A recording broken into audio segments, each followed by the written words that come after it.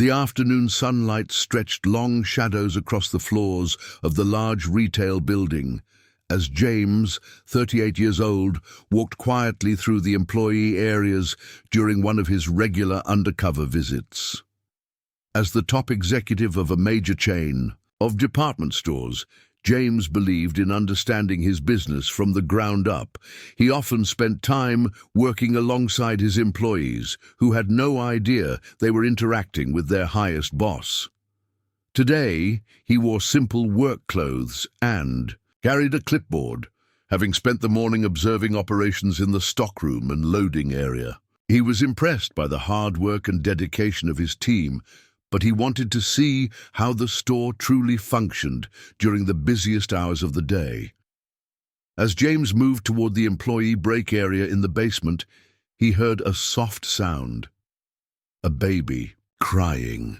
The sound echoed through the empty concrete corridors, making him pause, concerned that a customer or an employee might be in distress. He followed the noise down a hallway that led to a storage space, which should have been empty during work hours. What he saw made him stop in his tracks. Sitting on the cold concrete floor beside a cardboard box was a young woman in a retail uniform. She was gently feeding a baby with a bottle. The woman appeared to be in her mid-20s, with blonde hair tied back in a ponytail. Her name tag read Lisa. She was seated on an old blanket, creating a makeshift feeding area in the dimly lit room. James stood quietly for a moment, trying to process what he was seeing.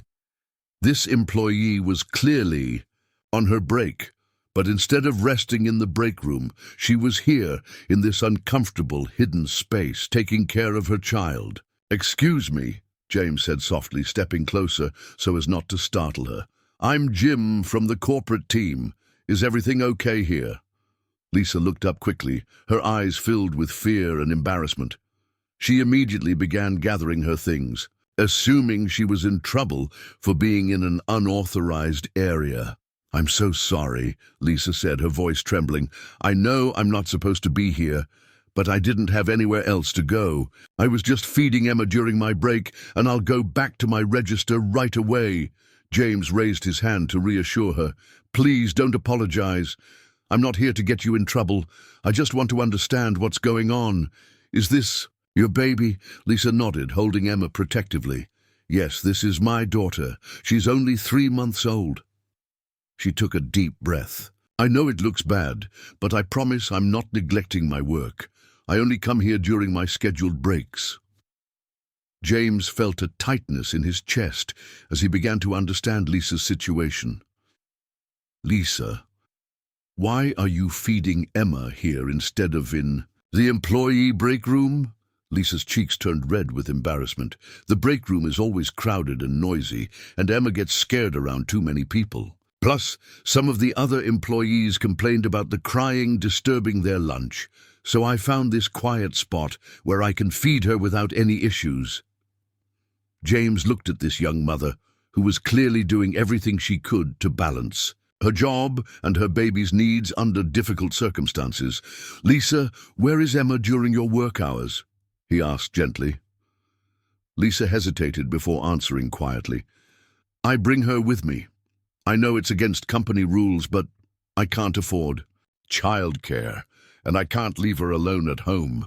I keep her in the stockroom in her carrier, and she usually sleeps most of the day. During my breaks, I come here to feed her and check on her." James felt a deep sense of admiration and concern as he realized the full extent of Lisa's struggles. She was working full-time while caring for an infant, finding creative solutions to keep both her job and her baby safe, all while trying to fulfill her responsibilities at the store. "Lisa, how long have you been doing this?" James asked softly. "Since I returned from maternity leave 6 weeks ago," Lisa replied. "I tried to find childcare, but the waiting lists are months long, and private daycare costs more than I earn in a week. I was desperate to keep my job, so I thought I could manage like this until I found a better solution." James sat down on a nearby crate, wanting to be at eye level with Lisa for this conversation. "Tell me about your situation at home. Does Emma's father help with childcare? Lisa's expression turned sad.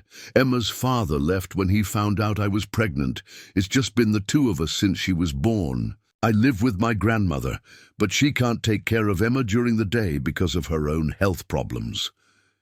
James looked at this young woman who was facing overwhelming challenges with remarkable courage and determination.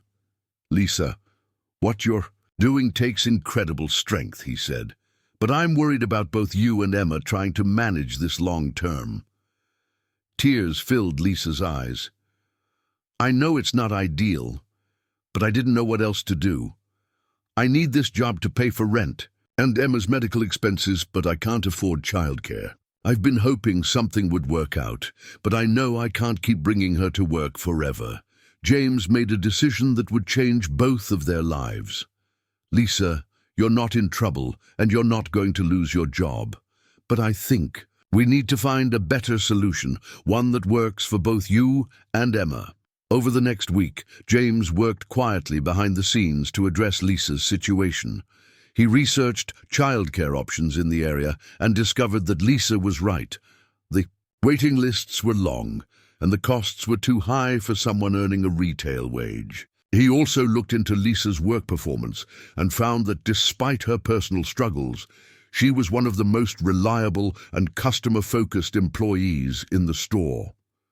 Her supervisors consistently praised her as professional, helpful, and dedicated. The following Monday, James arranged to meet Lisa during her break, this time in the proper conference room, not the storage area. Lisa, James began, I've been thinking about your situation, and I have a proposal that I hope will help both you and Emma. Lisa looked at him with a mix of hope and nervousness. Our company has been considering setting up an on-site childcare center for employees, James continued. We have the space in this building and there's clearly a need. I'd like to fast-track this project and offer you the first spot for Emma. Lisa stared at him in disbelief. Mr. Jim, that sounds amazing. But I could never afford private childcare. Even if it's on-site, James smiled. The childcare would be subsidized by the company. Your cost would be based on your income, making it affordable for you while ensuring Emma gets professional care. But why would the company do this? Lisa asked, still struggling to believe what she was hearing. Because employees like you are the foundation of our success, James replied. You've shown incredible dedication and resourcefulness. The company should support working parents, not force them to choose between their jobs and their children. 3 months later, the company's on-site childcare center opened in a newly renovated space on the 2nd floor. Emma was among the first children enrolled, and Lisa could now visit her during breaks in a comfortable, proper environment. No longer hiding in storage areas, but James's support for Lisa didn't stop there. He was so impressed by her character and problem-solving skills that he offered her a promotion to the customer service training department, where her empathy and communication skills could be put to better use. 6 months later, during Lisa's performance review, James said, "You've shown me what real dedication looks like. Taking care of Emma while maintaining your work responsibilities, finding solutions to impossible problems. These are exactly the skills we need in leadership." Lisa, now working in a comfortable office and helping train new employees, looked at the man who had transformed her life. "Mr. Jim, I still don't understand why you helped me. Most companies would have fired me for bringing Emma to work." James leaned back in his chair, reflecting on how much his understanding of leadership had changed since discovering Lisa in that storage room. "Lisa, you taught me that the most valuable employees aren't always the ones with the most qualifications, but the ones with the most character. You were willing to sit on a concrete floor to take care of your daughter while still doing excellent work. That told me everything I needed to know about who you are." 2 years later, At the grand opening of the company's 5th on-site childcare center, James stood before an audience of employees and community leaders, sharing the story of how the program began. This initiative started when I found an employee making incredible sacrifices to balance her responsibilities as both a worker and a mother, James said, looking at Lisa, who was now the Director of Employee Family Services. She showed me that when companies support their employees' families, everyone benefits. Lisa held Emma, now a healthy, happy 2-year-old, as she listened to James speak. After the ceremony, she approached him with tears in her eyes. "James," she said, having learned his true identity months earlier, "you changed everything for Emma and me. But I want you to know that what you did wasn't charity. You invested in people, and that investment has created something beautiful for so many families."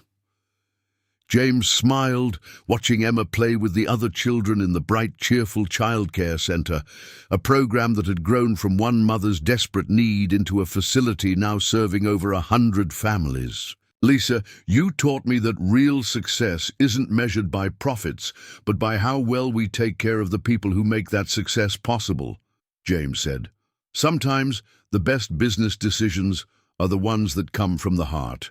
As James watched Lisa and Emma walk home together, no longer worried about childcare or bills, he reflected on how a discovery in a basement storage room had taught him the most important lesson of his career. Sometimes the most valuable insights don't come from boardroom meetings or market research, but from seeing how real people navigate real challenges with courage, creativity, and love. And sometimes the best way to build a successful company is to build a community that supports the families who make that success possible.